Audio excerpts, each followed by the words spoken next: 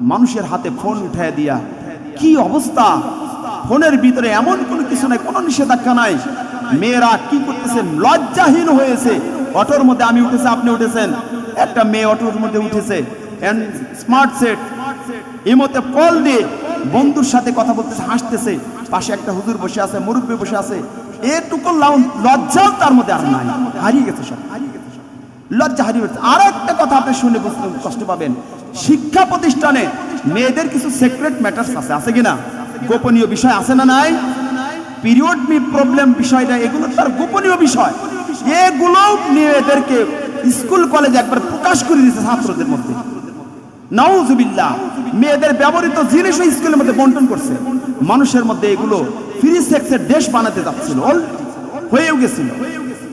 আল্লাহ পাকের দরবারে শুকরিয়া আদায় করেন, আল্লাহ পাক স্বৈরাচারকে পতন করেছে, আল্লাহ পাক স্বৈরাচারকে দূর করেছে।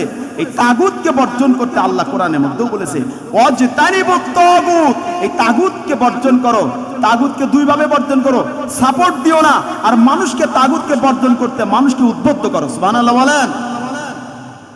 তাগুত কি জিনিস দেখেছেন? আল্লামা সাইদি সাহেব 20 বছর আগে যে কথাগুলো বলেছেন, আজকে তা অক্ষর অক্ষর প্রমাণিত হয়ে যাচ্ছে, ঠিক কিনা বলেন? আজকে তার বাস্তব প্রমাণিত। সম্মানিত হাজিরিন, বিশ্বাসীদের জন্য 2 নম্বর বৈশিষ্ট্য, আল আবিদুন, তারা হবে ইবাদতদার বান্দা। আল্লাহর ইমানদার বান্দা হবে, ইবাদতদার বান্দা। আল্লাহর ইবাদত করবে, মুমিন কার ইবাদত করবে? মাজার দিয়ে দেশটা ভরে ফেলে দিয়েছেন, ঠিক কিনা বলেন? মাজার দিয়ে সব জায়গায় মাজারে উদ্বুদ্ধ করেছে। মাজারের বিরুদ্ধে আমরা রিয়াকশন নিতে যাই, পুলিশ মামারা এসে হাজির। কি হয়েছে? এখানে মাজারের বিরুদ্ধে আমরা আসছি, মাজার কেন করবে? এখানে কোনো মানুষ মরে নাই। পুলিশ এসে আমাদেরকে পিটায় সরাই দিয়েছে, কথা বলতে পারি নাই। মাজার শুরু হয়ে গেছে আলহামদুলিল্লাহ। বাংলাদেশে মাজারে কোনো স্থান হবে না, এখানে মসজিদের স্থান হবে, মাদ্রাসার স্থান হবে, মানুষের ইলমে দ্বীন শিক্ষার জায়গা তৈরি করা হবে, কোনো মানুষকে শিরকের জায়গা তৈরি করা হবে না। কথা ঠিক কিনা? ইনশাআল্লাহ মাজার থাকবে না, মাজারের বিরুদ্ধে অভিযান শুরু হয়ে যাবে বলছি রে, ইনশাআল্লাহ। মানুষকে শিরক মুক্ত করতে হবে ইনশাআল্লাহ। বিশ্বাসীদের 2 নম্বর গুণ হচ্ছে আবিদুন, ইবাদতদার বান্দা হবে, আমল করবে আল্লাহ পাকের একনিষ্ঠভাবে। সুবহানাল্লাহ বলেন। মুখলিসিনা লাহুদ্দিন, দ্বীনকে খালিস করে আল্লাহর ইবাদত করবে। সেজদার মধ্যে শিরক থাকলে সেজদা কাজে লাগবে না। সেজদার মধ্যে শিরক আছে না নাই? সেজদার মধ্যে শিরক আছে কোথায়? বাবার পায়ের কাছে যা সেজদা দিতেছে, ওটা শিরক না? ওই শিরক করে ওই সেজদা দিয়ে আল্লাহ জাহান্নামে যাবে, আর আল্লাহর মসজিদে সেজদা দিয়ে আল্লাহর জান্নাতে যাবে। সুবহানাল্লাহ। রাসূল প্রিয় নবী সাল্লাল্লাহু আলাইহি ওয়াসাল্লাম তিনি প্রতিদিন আল্লাহ পাকের দরবারে 70 বার করে ইস্তেগফার করেন। সুবহানাল্লাহ বলেন। আর রাসূলের মনে গুনাহ ছিল আর আমাদের গুনাহ নাই, এজন্য রাসূল পড়তো নাকি বলেন? যে রাসূলের গুফিরা লাহু মা তাকদ্দামা মিন জামবিক ওয়া মা তাআখারা, হাদিস আছে তার আগের এবং পরের সব গুনাহ ক্ষমা করা হয়েছে। সে রাসূলও প্রতিদিন 70 বার করে তওবা করতেন। সুবহানাল্লাহ বলেন। মুমিনের বিশ্বাসী বান্দাদের 9টা কোয়ালিফিকেশনের মধ্যে 1 নম্বর কোয়ালিফিকেশন হচ্ছে তারা তওবাকারী, আল্লাহর কাছে তওবা করবে সব সময়ের জন্য। সুবহানাল্লাহ বলেন। قال النبي صلى الله عليه وسلم والله إني لا أستغفر الله وأتوب إليه في اليوم أكثر من 70 مرة। আল্লাহ রাসূল বলেছেন, আমি রাসূল প্রতিদিন আল্লাহর কাছে 70 বারেরও বেশি ক্ষমা প্রার্থনা করি। সুবহানাল্লাহ বলেন। আল্লাহ রাসূল নিজে 70 বারেরও বেশি ক্ষমা প্রার্থনা করেন। আল্লাহ রাসূল যদি 70 বার ক্ষমা চায়, তার পাপ নাই। আর আমার আপনার জীবনে পাপ যে পরিপূর্ণ, ঠিক কিনা? হিসাব নাই। আমার আপনার কতবার ক্ষমা চাওয়া উচিত আর চাই কতবার? জীবনের সাথে একটু মিলে দেখেন। আল্লাহ যদি রহমতটা ক্লোজ করে, তাহলে 99% আল্লাহ জাহান্নামে চলে যাবে, ঠিক কিনা? কোনো উপায় থাকবে না। এজন্য সব সময়ের জন্য বেশি বেশি ইস্তেগফার। এজন্য রাসূলুল্লাহ সাল্লাল্লাহু আলাইহি ওয়াসাল্লাম বললেন, মান লাযামাল ইস্তিগফার গুফিরা লাহু মা তাকদ্দামা মিন জামবিক। আল্লাহ রাসূল বলেছেন, যে ব্যক্তি বেশি বেশি ইস্তেগফার করে তার জীবনের গুনাহগুলোকে আল্লাহ ক্ষমা করে দেন। সুবহানাল্লাহ। আরেকটা হাদিস, মান লাযিমাল ইস্তিগফার, যে ব্যক্তি প্রতিদিন বেশি বেশি করে ইস্তেগফার তেলাওয়াত করেন, জাআলাল্লাহু লাহু মিন কুল্লি যিকিন মাখরাজা, আল্লাহ পাক তাকে দুনিয়ার জীবনের সমস্ত বিপদ থেকে আল্লাহ তাকে মুক্তি দিয়ে দেন। সুবহানাল্লাহ বলেন। ওয়া মিন হাম্মি কুল্লিন ফারাজা, ওমিন কুল্লি হাম্মিন ফারাজা, তার জীবনের সকল দুশ্চিন্তা থেকে আল্লাহ পাক তাকে মুক্তি দিয়ে দেন। সুবহানাল্লাহ বলেন। টেনশন আছে না নাই আমাদের জীবনে? আছে না নাই?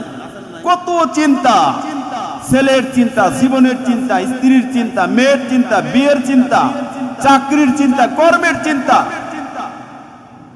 তারপরে ফিউচার নিয়ে ভাবে সামনে কি করব আমি, আমার এই কর্ম ঠিক থাকবে কিনা, নাতিকে নিয়েও অনেকে চিন্তা করে। আছে না নাই? কত রকমের চিন্তা। রাসূল বলেছেন ওয়ামিন কুল্লি হাম্মিন ফারাজা, যে বেশি বেশি ইস্তেগফার করবে সব চিন্তা আল্লাহ তাকে দূর করে দিবেন। সুবহানাল্লাহ। তার মানে এই ভিতরে একটা সান্ত্বনা আসবে আল্লাহর পক্ষ থেকে, বিদায় টেনশন আর থাকবে না।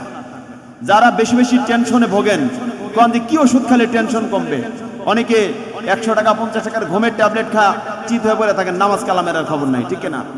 আর এর কি সিস্টেম হলো নাকি?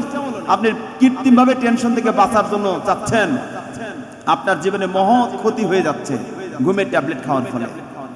আল্লাহ রাসূলের শিখানো পদ্ধতি দিয়ে আপনি টেনশন মুক্ত করেন, সেটা হচ্ছে বেশি বেশি করে ইস্তিগফার, আস্তাগফিরুল্লাহ আস্তাগফিরুল্লাহ আস্তাগফিরুল্লাহ।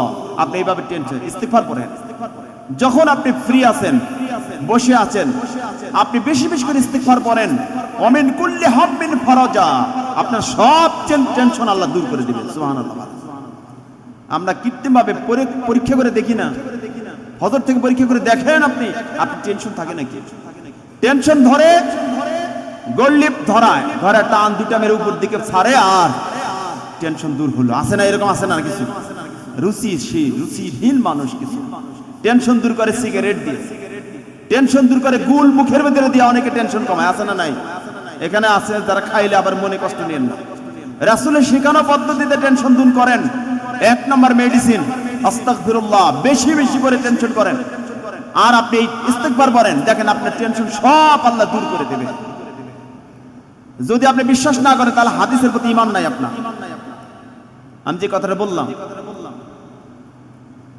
এরপর আল্লাহ রাসূল আরেকটা বলেছে, ইস্তিগফার বেশি হলে 3টা লাভ। 1 নম্বর হচ্ছে জাআলাল্লাহু লাহু মিন কুল্লি যিকিন মাখরাজা, দুনিয়ার যত বিপদ আছে, মুসিবত আছে, আপনার সব মুসিবত আল্লাহ দূর করে দিবে ইস্তিগফারে বলে। সুবহানাল্লাহ। বাংলাদেশে একটা বিমান গত বছর আমি দেখলাম, ভারত মহাসাগর পার হয়ে যখন আসছিল বাংলাদেশে ঢুকবে, এমন সময় ঝড় ধরছিল উপরে, এমন ঝড়ে পড়েছিল, ওখান থেকে লাইভ দিয়েছিল, কিভাবে দিল আল্লাহ ভালো জানে, ভিডিও করছে ওরা। সবাই শুধু ইস্তিগফার করতেছে, সবাই ইস্তিগফার। এমনকি ক্রুরাও তাদেরকে বলতেছে আপনারা ইস্তিগফার করেন, পাইলট বলে দিচ্ছে ইস্তিগফার করেন। সকল যাত্রীর মধ্যে মনে হচ্ছে নৌকা ডুবে যাচ্ছে, এইভাবে সবাই ইস্তিগফার করতেছে আর দোয়া ইউনুস করতেছে, লা ইলাহা ইল্লা আনতা সুবহানাকা ইন্নী কুনতু মিনাজ জালিমিন। এই দোয়া পড়তেছে, পড়তে পড়তে পড়তে পড়তে ঝড়ের বুক থেকে আল্লাহ পাক বিমানটাকে সুন্দরভাবে ল্যান্ড করতে ক্ষমতা দিয়েছেন। সুবহানাল্লাহ। যখন বিপদে পড়ে তখন হিন্দু বলেন মুসলমান সব কালেমা পড়া শুরু করে, ঠিক না বলেন? আপনি বিপদে পড়বেন কেন? তার আগের থেকে পড়েন, আপনার বিপদের মধ্যে আল্লাহ ফেলবে না। এটা হাদিস। বেশি বেশি করে আপনি ইস্তিগফার করবেন, আল্লাহ পাক আপনার 2 নাম্বার কাজ হচ্ছে সকল টেনশন আল্লাহ দূর করবেন।